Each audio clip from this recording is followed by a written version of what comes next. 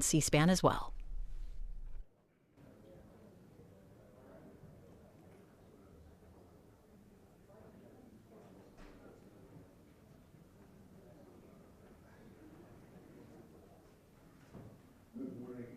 Welcome. We're delighted to have you here. Thank you for coming. It's going to be a fun morning, and I'm looking forward to it. My name is John Hamry. I'm the president here at CSIS. A little bit enfeebled right now because I'm coming back from something, but wanted to be here with you, and I certainly wanted to be here to listen to Admiral Moran. This is an opportunity for us. And let me just say in advance, Admiral Moran, of course, as you all know, has been nominated to be the next CNO. You'll have to be respectful in your questions. He can't answer everything. He's in an environment where we're not going to get him in trouble, right? We want him confirmed. We're going to be the last ones that are going to make this awkward for him. So if he chooses not to answer a question, just accept that's for all of us, because we want him to be confirmed. When we have outside groups, we always start with a little safety announcement. You may hear, we've never had it happen here, but we're responsible for you. So if we do hear an announcement, we're going to go through this door right over here. It'll take us down to the ground level. We'll take 2 left-hand turns and a right. We'll go over to National Geographic. They have a fabulous exhibit right now on about the queens of Egypt. And if we have to go there, I'll pay for everybody's ticket. You can watch it. If we don't have an emergency and you go to the show, you pay for your own ticket, okay?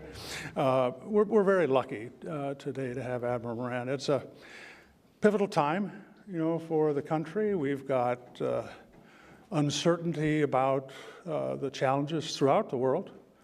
One absolute rock bottom certainty is that we're going to have the Navy that's going to be out there, that's going to be reassuring our allies, our friends, and us about the constancy of America's will to ensure that there is a safe and peaceful environment free of intimidation.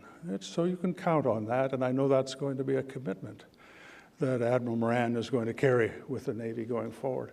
But for the formal introduction, let me turn to Pete Lyons. We're a great partnership. Pete, we've always been grateful to have this opportunity with the Navy. So please come up here. Welcome, Pete, with your warm applause so we can get this started. Thanks.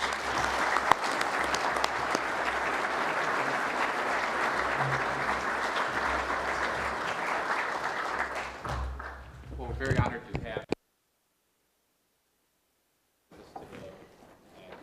I'm not going to make a big introduction because I think that most of our audience is aware of his body of work. And so I just would like to say that it's been a big week for Admiral Moran and for the Navy. Congratulations. And as Dr. Hamry alluded, there's a confirmation hearing coming up, and out of respect for that, I'm not going to ask the Vice Chief to get ahead of his skis. He won't be able to talk about what might happen or could happen if he's fortunate enough to be confirmed. And so our conversation will focus on what's happening now and his duties and responsibilities today. And I think that gives us plenty to talk about, and ask that the questions focus the same way. So before we get to questions, we'll start with a few icebreakers here. But again, thank you, Admiral, because you could have easily postponed this. This was scheduled long before your nomination was announced. And so thank you for being here today with our audience. Also, just like to acknowledge briefly that our sponsor for the Maritime Security Dialogue for 2019 is Huntington Ingalls Industries, and we very much appreciate their support. So just a easy icebreaker question. The Navy stood up the Readiness Reform Oversight Committee in February of 2018 to oversee all the implementations and corrections that have to do with the McCain and Fitzgerald follow-on actions, the comprehensive review recommendations, the strategic review recommendations, and now here we are well on in that process. And just wanted to ask you if you're one of the leaders of this process, the leader of the RROC. Where do you think we stand, and how does it? What has it taught us? And maybe as a follow-on, are there lessons here beyond just the surface community? Yeah, well, first of all, Dr. Hamry, if he left already. He's over here. Where are you, Dr. Hamry? Sir, thank you for being here today. It was an honor to learn that you were going to be here, and I greatly appreciate your wisdom and your mentorship over the years has meant an awful lot to me, so thank you. And Pete, thanks for having me here. We did commit to this 3 months ago. I wasn't quite prepared for last Thursday. Someone asked me, well, what's it feel like? I said, well, it's first day of the Masters. I'm on the first tee, and somebody just announced me to tee off, and I'm looking down the fairway on either side, and there's thousands of people. Well, maybe not for me, but my playing partner, Tiger, on that day. And I'm scared to death that I'm going to shank it or hook it or hurt somebody out there. So it's overwhelming, and of course it's an enormous opportunity for anybody to be nominated for this position. And I fully recognize that with that opportunity comes greater obligations. So I will take it very seriously and trying to prepare myself for 2 weeks from today, which will be the confirmation hearing as best we know right now. So RROC has been, for the last 18 months, at the center of my universe in so many ways because it really does capture what the Vice Chief is expected to do. I call myself the Big XO, the heads and beds officer at the highest levels in the Navy, which really means it's about readiness and making sure the fleet's getting what it needs, is supported in the building for the things that are important to it and our people. So as we all know from last June through August when we had two collisions, two years ago in 17 when we had those two collisions, it's really raised a lot of questions about the readiness of our force, the wholeness of our force, the training of our force, the manning of our force. So it came right to the center of my universe. And after this comprehensive review by Admiral Davidson and then the subsequent strategic readiness review that the Secretary of the Navy commissioned, we chose to set up this oversight committee, not to be your classic oversight committee, i.e. trying to control everything from Washington, D.C., but to make sure that we were in a position where we could pace the changes that were recommended inside these two documents. And by the way, we also wrapped up what other organizations, IG organizations and those that provide watch for the Navy and conduct investigations to make sure that their recommendations were folded into the CR and the SRR. So in total, there were about 117 recommendations that came forward. We eliminated or we reduced by 6 those that were duplicative in nature. We just kind of went through the curating of all those recommendations. So in essence, we had 111 that we felt were not only worthy, but important to get after. But if you do all 111 at the same time, you're going to crush the fleet with a lot of actions that may make it less safe out there than more safe.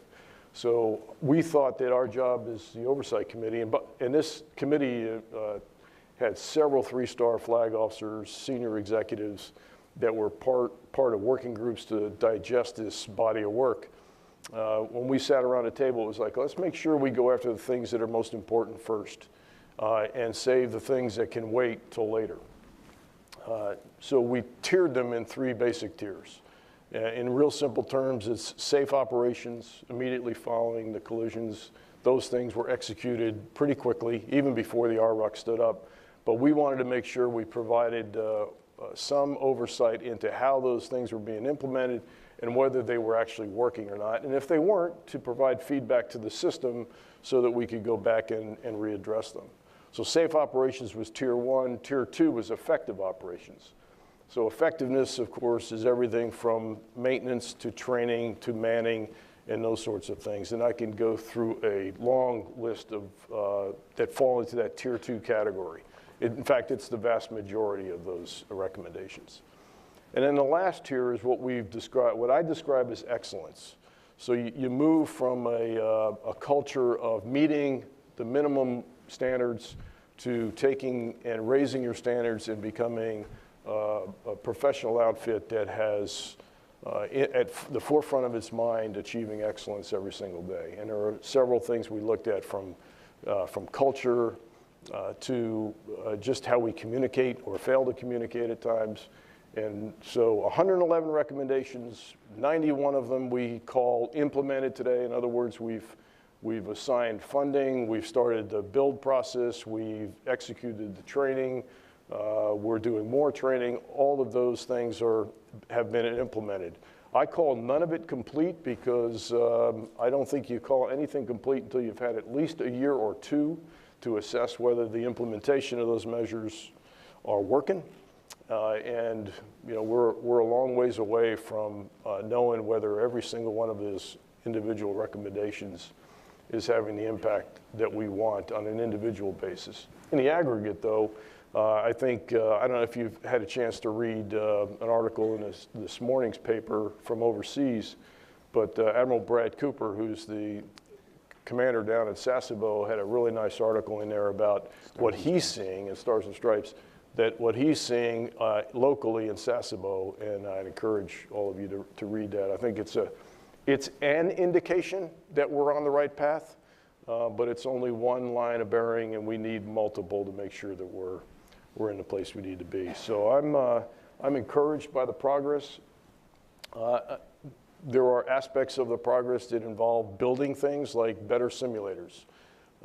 Very disappointed when I went out to the fleet in almost every location that I went around to. The simulation capability for the surface force was well below what I am used to in the aviation community. And that was my baseline understanding of what simulation could do for reps and sets and putting people under stressful conditions without putting the platform at risk did not exist in the surface community in areas where I thought we needed to really accelerate that. So we've accelerated some of that, what we call modified or modernized simulation systems in the fleet, which in essence was just from the lessons we learned from Fitzgerald and McCain, was the poor communication, teamwork between the bridge and CIC.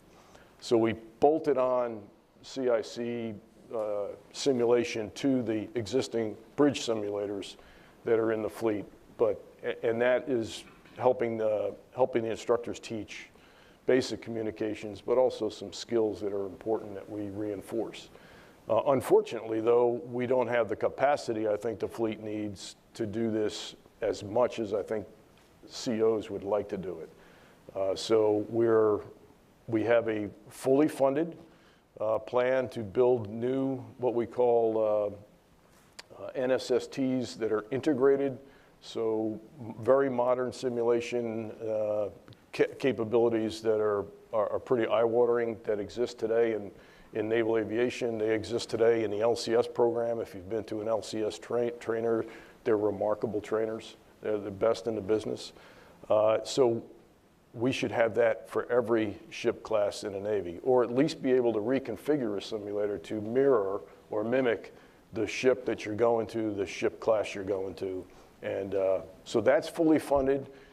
It involves building new buildings in both San Diego and Norfolk, large buildings that are going to house multiple simulators of varying degrees of capability, and in numbers that allow us to do a lot more reps and sets for our COs, our department heads, and our sailors in the fleet. That, to me, will make the biggest difference over time in terms of proficiency, experience, and the kinds of things that we need. Now, we like to say in aviation that you got to have air under your rear end to really understand and appreciate what it is to fly. So you got to have some seawater underneath your legs if you're really going to know how to operate and command a ship. So simulation is a complement, not a replacement to at-sea time.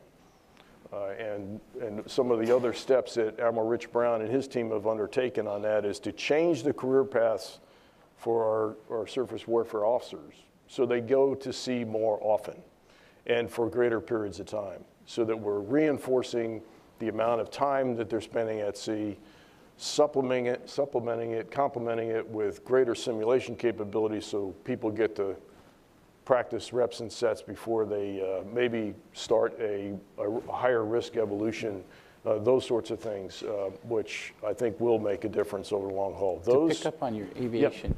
Yeah, I'm kind of wound up here. No, your aviation piece though, like when you go back as an aviator, you requal, you have the FRS, the replenishment squadron. Did your group discuss a scheme like that for the surface Navy, where you have guys in the Pentagon, especially in some of these longer department head or time between department head and XOCO fleet up, getting those reps and sets before they get to the ship, or at least some requal process? Yeah, absolutely, Pete. You come from your experiences and background, and for every career milestone for me, going back to the airplane, we went through the schoolhouse, the Fleet Replacement Squadron, where you had to requal, you had to prove yourself again, you had to understand the NATOPS manual, the standardization book that governs how you fly. We didn't find much of that in the surface community, and I think the other, if I could close up with the role of the RROC, is to make sure we show and demonstrate and prove that we have sustained commitment to this change. It will be very easy for the institution at the end of 111 recommendations, and we've checked them all off, to put that aside and go focus on something else. We cannot let that happen. So the RROC will continue to stay in place in perpetuity until we've convinced ourselves, A, that what we've put in place works, but B, we've shared those lessons learned across all the communities. It's not just the surface warfare lessons learned here, which goes back to your question. For me, aviation went through this in my early days, and before me, we had a pretty poor safety mishap rate. And then we institutionalized a bunch of things, but I'm not sure we shared that well across the other communities, and they've gone through. The submarine community went through its tough period over a decade ago, and now the surface community has found it. So let's not relearn these lessons over every time we get into it. We need to institutionalize the things we've put in place across every TICOM. Well, thanks. I think it was a big question. It got a big answer. I appreciate it. And as far as getting back to great power competition, my next question is that it seems like we're stuck on this slow flywheel of readiness, that we're having trouble generating readiness. And if you don't generate readiness, how do you get up to that higher level of performance demanded by great power competition? And so, for example, maybe use an aviation example, I could use a surface example, but just a year and a half ago, we had these horrible readiness ratings for Hornets, for up jets, and some big negative numbers about that fleet of airplanes. And now there's reports that we've turned it. So I'd like to ask you, why were we there, and what turned it, and how can we use those lessons to get the rest to come along? Big question, big answer. You ready? Okay. I mean, the readiness of the force is foundational to the operations of the force. You've got to have your readiness right. You've got to be whole in areas that allow our teams to be effective on station. Super Hornet readiness 18 months ago, as I testified almost 2 years ago now, we were less than 50% of mission capable rates in the fleet. And in some ways that is similar to what we saw in 7th Fleet through the CR, SRR, in that we accepted this, what was termed normalization of deviance. In other words, we allowed our standards to drop thinking we were still okay. It's kind of the boiling the frog scenario. Naval aviation fell into that trap. Naval aviation allowed itself to accept lower rates because it was still meeting schedules and training, but it wasn't meeting mission. So when we looked at it, it became pretty obvious to all of us in uniform, myself as a former wing commodore who was responsible for generating mission capable rates in the P3 community. If we were just to get together and look at this again by ourselves, we'd probably come up with the same answer. So we went after outside help. We brought in some people from industry. Believe it or not, we went to commercial aviation maintenance repair facilities and talked to people and learned how they produce 99.9 something % of their jets are up on any given day, because if you don't have up jets, you don't have customers, you don't fly, all that kind of stuff. So why aren't we looking at ourselves in the same way? And we all know we're not commercial aviation. It's a much more complex thing, but we ought to be doing better than 50%. So wasn't long after that where Secretary Mattis came out with his mandate that for the strike fighter community across all services, our goal was to hit 80% mission capable rate by 1 October of this year. You go to from 50% to 80% in a huge type model series like the Super Hornet. That's going to take some earth moving, and it took a lot of work here. But what we really benefited from was learning from folks that were not in our business, shined a light on areas that we hadn't really thought about shining a light on, drove us to look at metrics that we hadn't really focused on in a way that drove the whole team towards a goal. And that generated process change, process improvement, awareness, different set of metrics, and a kind of an energy and a momentum towards getting up jets. More up jets has become the mantra, and it remains so. And we've been on this journey since about August of last year, and last week we hit 76% up as a running 10-day average. But this is like watching your heartbeat, though. It does this day to day, and you know, most of us were sitting around the computer waiting for that next, revelation that we just hit a new high, but and then the very next day we drop back down. But what we are seeing is the highs are getting higher and the lows are getting higher. So the overall trend is in a very good position. We're trying to see that exponential improvement, and I think that'll happen. And this is not just by pouring more money into it, more resources. This is about understanding the system, the supply chain from end to end, O-level, operational level maintenance, all the way through depot level maintenance. And so those lessons now we are applying to surface ship maintenance, because that is a big area of concern in terms of us being able to dig our way out of the backlog of maintenance that exists in the surface fleet.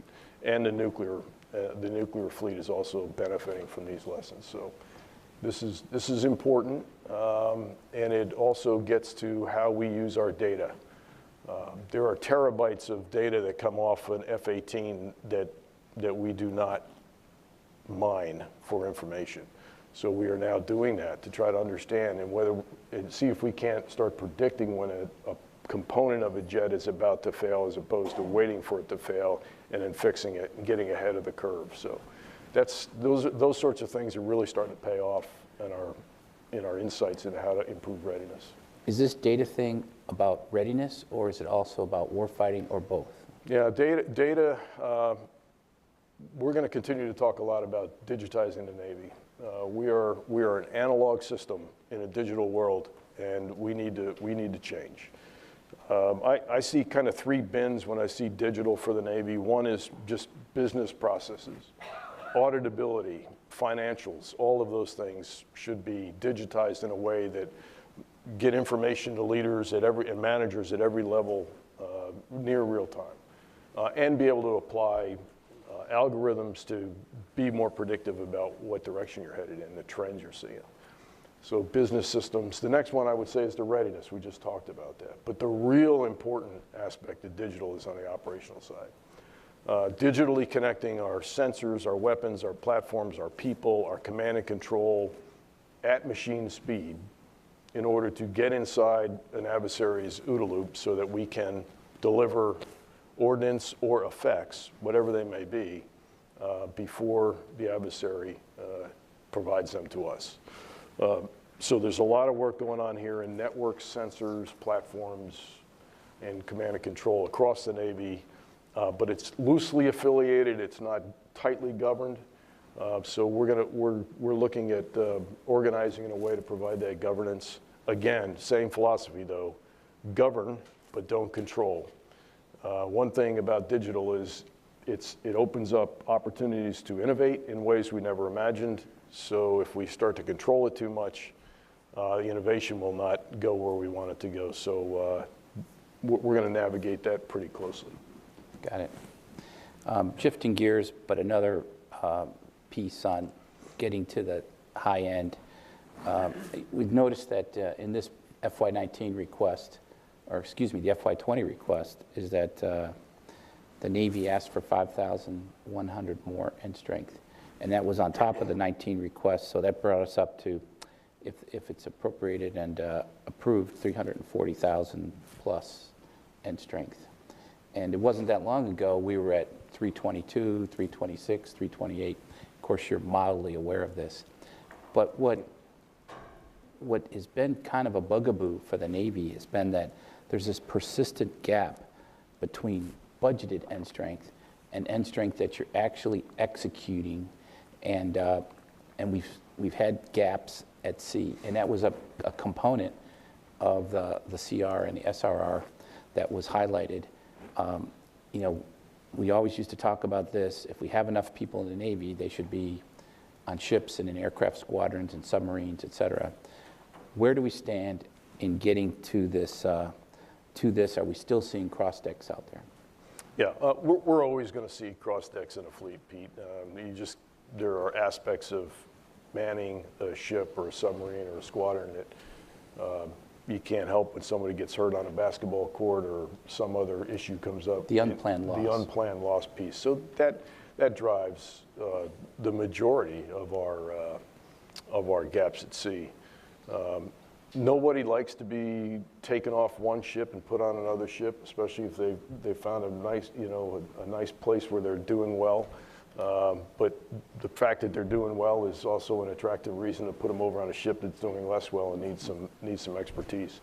But do we have the baseline right? I mean, I get your point, yeah, that you're going to have unplanned losses off a baseline, but is the base right? Yeah, the baseline is right. We are executing to our end strength.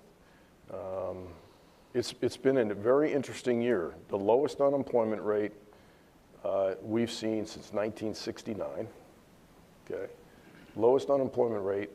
Low unemployment rates are the biggest enemy to retaining and recruiting a military force, a volunteer military force. And yet, we met mission last year at the highest mission we've had in over a decade, 40,000 sailors. We met mission in May of last year. So we didn't struggle to get across the finish line. We were able to achieve that, bringing that number in.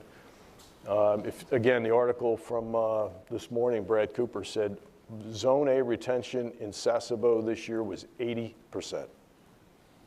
Now, there's a lot of Naval Marine officers out in the audience.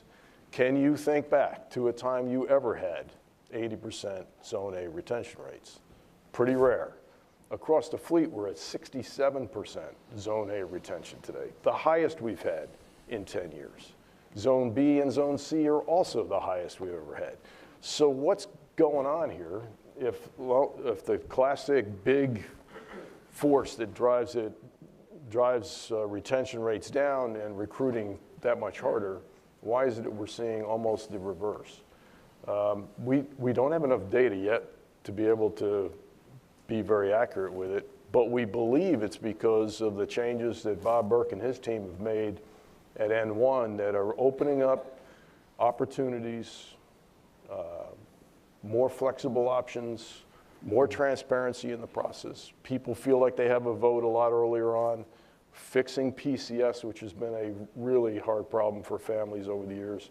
Those things make you feel good about what you're doing. The other part is, do they feel like they've got a purpose and a mission? And I think when Secretary Mattis came in and he talked about great power competition, he talked about being more lethal, he talked about war fighting. We fully embrace that in the Navy and believe that the National Defense Strategy is a pretty good description of a maritime century. So we feel like we are conveying that to our sailors. They have the purpose, they're being treated well, the majority of them, and of course now we're starting to see the retention and the recruitment that comes with it. That said, it's a fickle world out there, and that could change overnight, and we're not taking our eye off that. We're using incentives like we've always used, just a little smarter, and this is where good data can help you be more precise in how you use those compensation measures. All of that combined, I think, makes us a little bit sharper in how we go after this. So Do we still have gaps at sea? Yeah, we're down to about 6,100 right now. When you spread that across a force of 289, 290 ships, that's a very small percentage, and it's what we would consider within the tolerances of the friction accounts that come with all of those unplanned losses we talked about. Got it. So pretty good shape, but we're on a ramp to recover here. Just to follow on to that, one of the things that was always was another tough piece of this was not just getting the body there, but getting the right fit and fill. Right. And the NEC, the training. I mean, you were a pioneer on this Sailor 2025, and then we have the the Ready Relevant Learning component of that. Are we doing better to get the trained, not just the body there, but the trained body there? Yeah, we have our first rating, the OS rating, starting their piloting effort on this week. Just happens to be this week, and that's an important milestone for the Ready Relevant Learning transformation that we're in. In very simple terms, Ready Relevant Learning is right training, right time, right sailor. It sounds so simple, but it's not the way we've done business for decades in the Navy. It's more been an industrial model, conveyor belt model, hang on for the ride, and you'll get your training, and whether it really meets your specific needs or not, are not really relevant. Ready Relevant Learning is different. It's a huge undertaking when you consider almost 90 different ratings that have gone through this, but we have, I see Rick Breckenridge in the audience, and he and I lived this together back when he was in N9 and in Fleet Forces. We have fully transitioned all the ratings now, Rick, to block learning, first series, so that's good. But now we're into the curriculum development and the training systems to accompany that so that we improve the training in a live, virtual, constructive way. So I'm excited about it. It's a 10-year program because of the number of rates. Long haul. And again, we want to pace the fleet so that we don't throw this all at them at once and they can absorb it. Thanks. Shifting a little bit, another thing that's been in the news lately, because you've already cited a couple of them, has been the major investments in the unmanned surface and subsurface systems. And there's a couple of important items in the Pres budget for that. And I was just going to ask you if you could tell us a little bit about how is the Navy determining those requirements? Are they being war gamed? And what does this mean? Kind of an extra credit thing to me is what does that mean to the industrial base if we buy a bunch of small unmanned ships? And how do we count these in the force structure? Yeah. And how, what do they? So you promised you wouldn't get me out in front of my skis, and you just teed me up to get out in front of my skis a little bit. I mean, the CNO and the Secretary have testified to this in both their posture hearings so far. So I think what they have put out is in accordance with delivering on the President's budget. And that's pretty much how I'll answer that right now, because I mean, I think the overall effort here to get to unmanned is intuitively obvious to most of us that in order to fight under a distributed maritime operations concept, which is basically to take the team and spread it out a little further on the court, so that we can throw three-pointers from behind the arc really well. We're going to need some capability that can get out there in areas that are higher risk. And unmanned is a method to doing that, whether you're talking undersea, on the sea, and clearly unmanned aviation has been in work for a long time, but not in a contested environment. And that's where we're really starting to throw our weight on the aviation side as to how do we operate in a contested environment. Actually, all three domains. So that's the effort that's underway. The requirements will be developed as we experiment. These are all R&D purchases in the budget, right, so that we can get out there and experiment and test these things. I mean, when you think about at sea operating an unmanned system, much like in the early days of aviation, the FAA, they wanted to know how we were going to do collision avoidance. All of those things apply on the sea as well, and we have to work through that. So we're going to have to test and operate and experiment with these things. So you mentioned unmanned aviation, and there's been a lot of focus on carriers in the budget for various reasons. But what about the air wing? I mean, you've got the, I think the biggest selling point of the carriers, among many, is their longevity, and that the return on investment is over 50 plus years. But the air wing has a different cycle of life, if you will. So could you just tell us a little bit about those efforts like FAXX and MQ-25, which you kind of alluded to a minute ago? Yeah, well, MQ-25's program record, we're going to try to IOC MQ-25 in 2024, if not sooner. I mean, the push is to be there faster than that, but we're working through that. That is basically Sunoco in the sky for our air wing, which will instantly put more Super Hornets back to the air wing to fight with instead of to tank with. That's a really important effort. And plus it can extend the range of the air wing because it can loiter for long periods of time and give gas. The next generation air dominance AOA, I think, is due out in the next month or two. That'll inform a lot about cost and capacity and capability that we'll look at. We've been doing this research and analysis for a better part of a decade. It's not something that has just emerged. When I was in N98 a while ago, we began to construct how we would do the AOA back then. We knew we had gaps that we were going to have to fill in the out years beyond the service life of the Super Hornet. So what we decided back then and what we're committed to now is that NJAD is not a platform for platform replacement, it's a capability replacement. So we're not defining NJAD as a thing, as in another airplane. It might be, but it might be a series of things that contribute to an effective capability from the carrier that can operate forward. So very interested to see what the AOA says, and then we'll take it from there. But a lot of effort going into this. Great. Well, thank you, and I'd like to open it up for questions, and I just ask that people stand up, identify yourselves, and ask a question. Gentleman right here.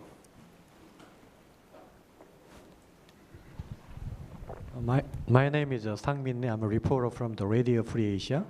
I have a question about North Korea. U.S. Navy and Coast Guard has been doing the mission to track down the illicit ship-to-ship transfer in East China Sea. So I want to know until now how many the evidence of illicit shipping U.S. Navy Coast Guard has found, and then how to assess that operation. Yeah, we are heavily involved in identifying when ship-to-ship transfers are occurring. I can't give you a number, but I can tell you the operations are ongoing, and they'll continue to be ongoing as part of a multinational approach to it, and sharing that information across diplomatically. It goes from us to the diplomatic community to try to convince others to join in the effort. Thanks. How about over here?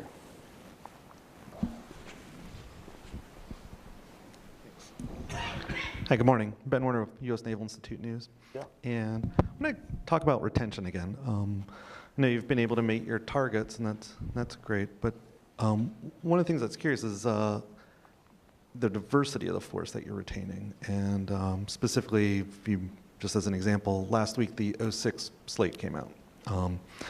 And this is my count is there's about 373 officers that are promoting the 06, but only about 8% total are female, which seems kind of like there's a disconnect, because you have a lot more at the lower ranks, but they're just not, for whatever reason, they're not making it to that senior leadership. And I was just wondering if you could talk about some of the things that you think are going on and things that are going on to try and address that. Yeah, Ben, a great question. Right now, we're assessing, my numbers will be a little dated because I'm a little dated from my previous job, but the numbers are on the order of about a quarter of our accessions in the officer community are female today. Naval Academy class last year and this year, the highest on record in the high 20s, and they continue to climb. So finding highly qualified, talented women who want to serve is not the issue. The issue is making the service in the Navy compatible with some of their other desires as they move on in their careers.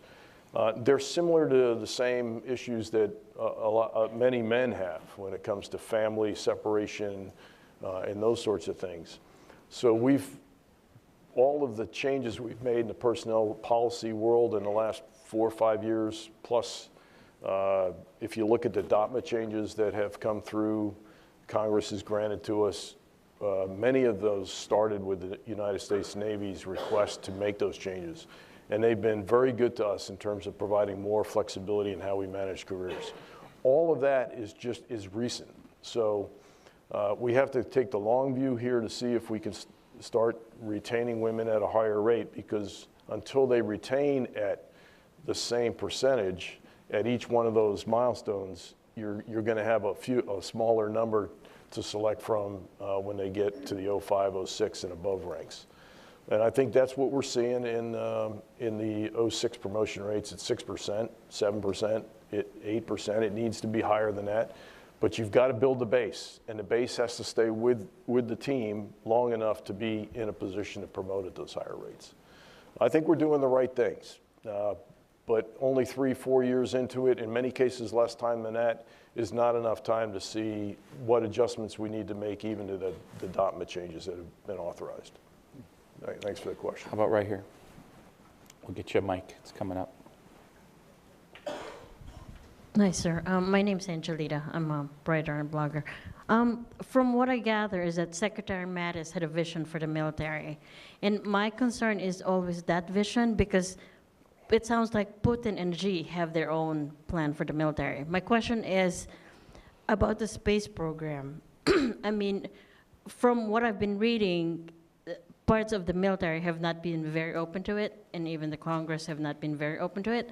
But if you look at China, I mean, their Navy is kind of like coordinating now with their space programs. And then with Russia, there's the Arctic bases, which far exceeds what the US have. They have 40, they have 1.5. CSI has had that video. So I just want to know what your actual plans with regards to the competitive powers. Thank you. Tough question to answer right now. I would tell you that the Navy fully realizes, appreciates, and operates in space today. And all of the Joint Force understands just how important space is to future operating capability, current and future operating capability. The debate has been around organizations and organizing to make sure that we can deliver on a capability that allows us to win in combat. That's playing out. It's very clear where the president's budget has taken it, and we're in the middle of testifying, and Congress has to decide how it wants to support the military in organizing to be able to fight in space. And with Russia about the Arctic bases? I didn't hear that part of the question. So Arctic is very important to us, and are we planning to distribute more, establish more bases, or yeah. are we kind of comfortable where we are right now? Well, bases are less important than presence to me. I mean, I think we have to make sure that we can provide the presence that would be required to make sure people understand that it is important to the United States. But this is the classic case of, do you have a Navy that's sized right to do all the things that we're being asked to do? And I think that's been a fundamental discussion we've had for the last several years. Okay. That gentleman in the red, there, orange or red, right there. You got a mic. Yes, my name's Harold Pavel. I'm a private citizen, U.S. Navy retired. I have one question. Has the Navy developed an answer to the DF-21D ballistic missile? Nothing I could tell you in this classification level would be satisfying.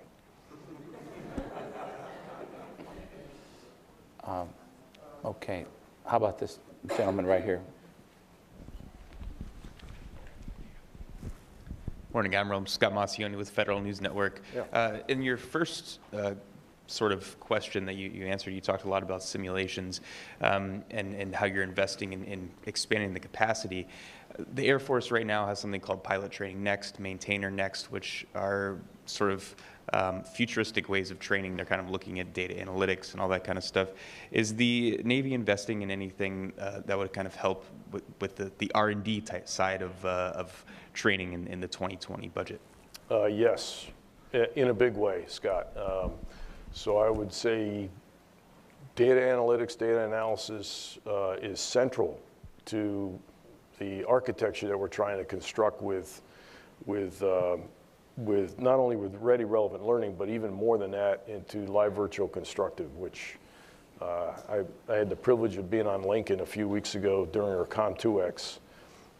And this was probably the most substantial, most challenging Com2X I've ever witnessed. And it was made possible by live virtual constructive capability on that strike group. It's a remarkable technology. It's one we're heavily invested in. We're getting a lot of help from industry. We've got a great systems command down in Orlando called NOC TSD. I'd invite you to go visit them and talk to them and see what we're doing. It's remarkable, and it's a game changer for training at the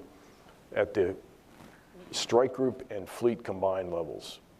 Even across coast is where we're trying to get to, so we can exercise together with strike groups in either ocean in a live and virtual way. It's I thank guys like Rick Breckenridge and others who have really championed this through the years, because it's delivering now in a way that makes a big difference for us. Okay. How about this gentleman over here on the side? We'll get you a mic. Morning, Admiral. Gene Rossetti. A question going back to what you started with the simulators. That's all certainly very important, but is somewhere in the plan to allow the COs and XOs out at sea a little bit of time to really determine what their ship needs in their opinion, and maybe give them a little time to figure it out and do it? Yeah, Gene, it's probably one of the key tenets of what we learned from the comprehensive review and the strategic readiness review is COs need more time to train their crews. Free play time, not constructed time. You need that, but you also need time for that CO to just get underway and be able to test and assess his or her crew. And I think, how do you do that? Well, you get maintenance under control, number one. Number two, you get scheduling under control so that we don't overschedule and operate those ships, give them more time to do their training. In FD&F, Japan, that model really wasn't in place. It is now under what we call OFRPJ, so it's a similar construct to what we have here in the States, where there is dedicated time to training in both basic and intermediate and advanced phases. We've applied that model to FD&FJ. It's a little bit shorter, tighter, but the maintenance challenges out there are different. So those efforts are starting to show some benefit. We've also reduced the number of inspections.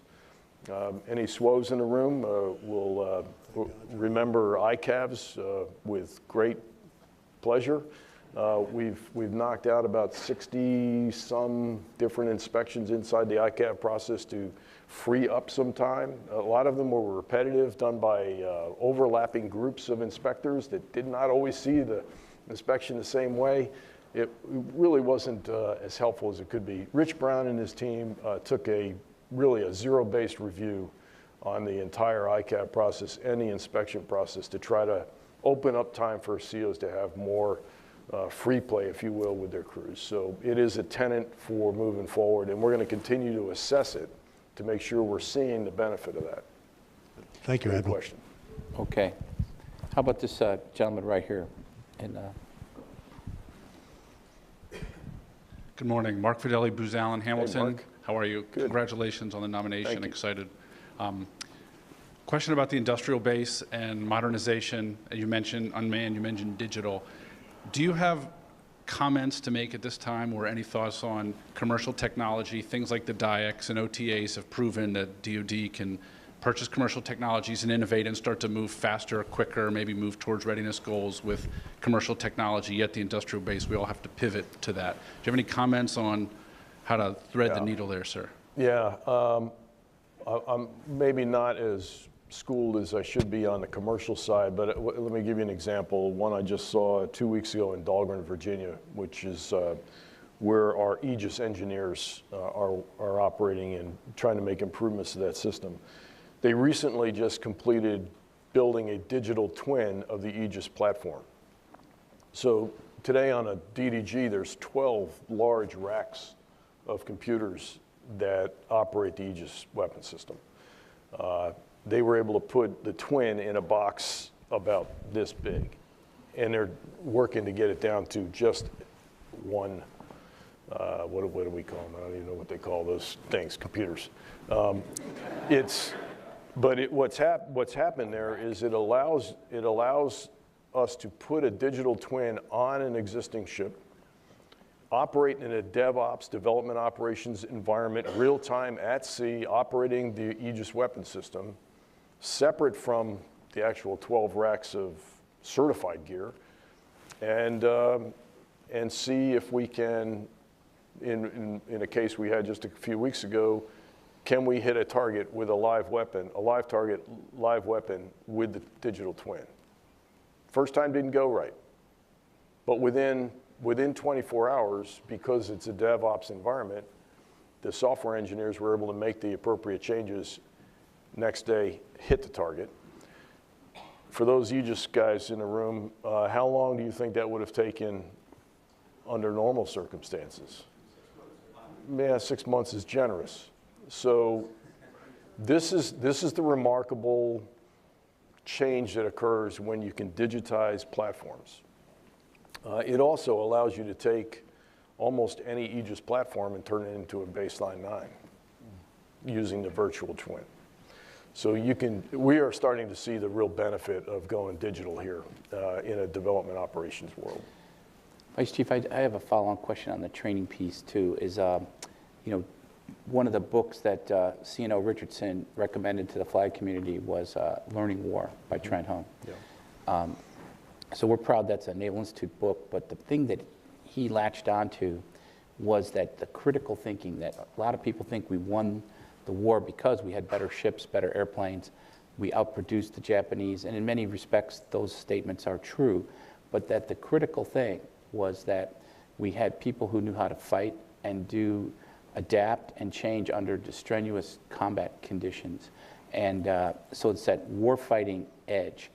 In your efforts with the CR and the SRR, has that come up that we need to identify, almost like the special operators are doing, that there's people and attributes of people who are not playing, they're playing to win. There's a personality type that plays to win, not just to avoid losing.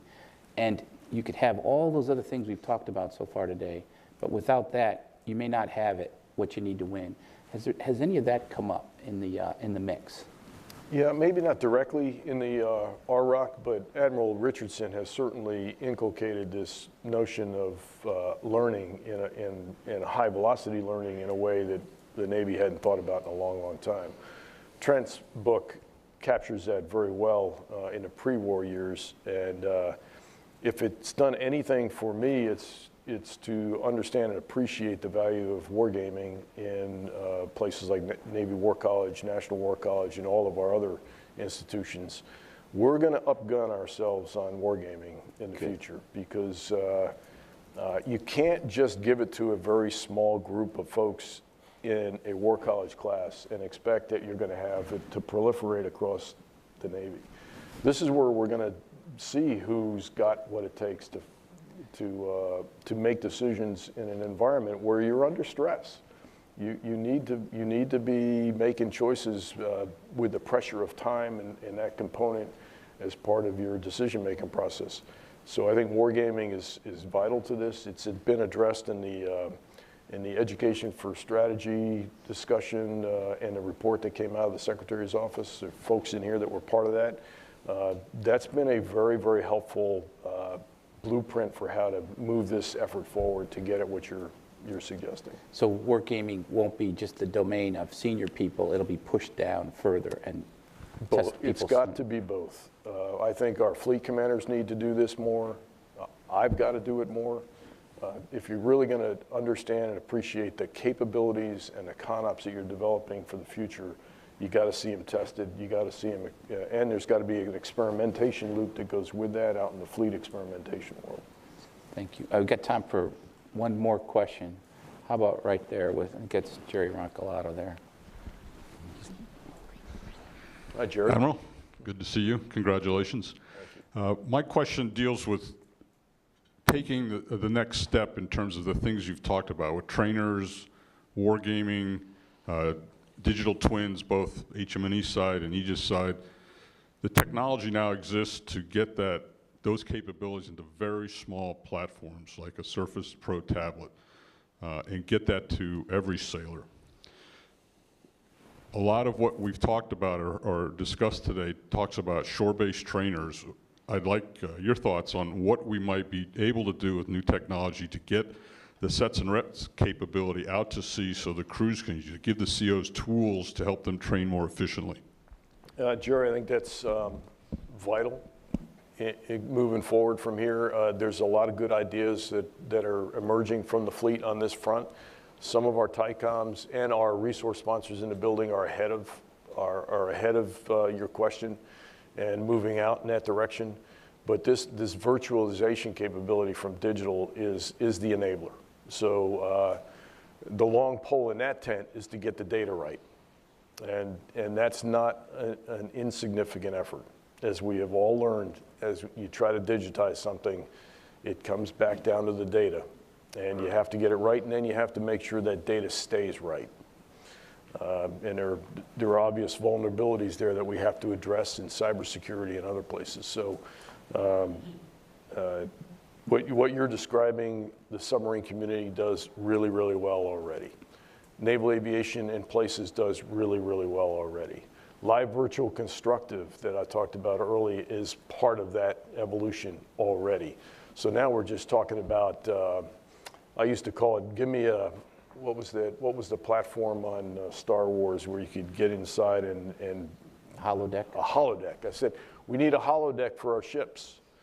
You know, get a Connex box, you can load it off the pier onto the ship when they get underway and go on deployment, and in that holodeck box, you could go in as an engineman, as a STG, you name it, and swipe your ID card, and it would, here emerges your work center, your workspace, and you can start training, doing reps and sets real time. Okay, that's probably a vision a little too far, but I tell you, the way things are moving, I'm not so sure. I think we might be able to see something like that, even on the workstation on the ship today, that you can turn into a training, you know, with a flip of a switch, you're in the training mode, and you're getting real-time data, and you're getting injected data that allows you to look at threats and react. So definitely on our blueprint for the future. Well, on behalf of CSIS and the Naval Institute, we'd like to thank our sponsor, Huntington Ingalls, but most importantly, thank the Vice Chief for making time. We know your time is precious, especially right now. Thank you for this time, and we truly appreciate it. Let's give him a hand. Thank you.